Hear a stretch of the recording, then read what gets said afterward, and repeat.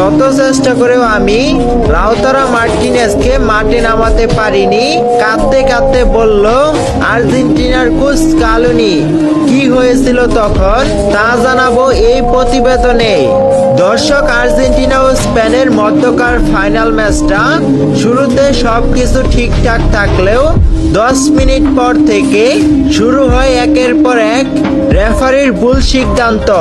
আর্জেন্টিনার coach Scaloni দেশে ফিরে সাংবাদিকদের প্রশ্ন উত্তরে জানায়, আমি বারবার লাউতারা মার্টিনেজকে মাঠে নামাতে চেয়েছি।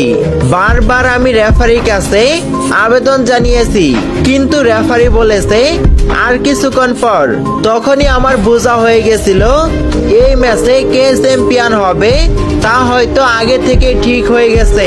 তার জন্য আমি লাউতারা মার্টিনেজকে মাঠে নামাতে পারিনি, এমনটাই জানায় আর্জেন্টিনার কোচ স্কালোনি।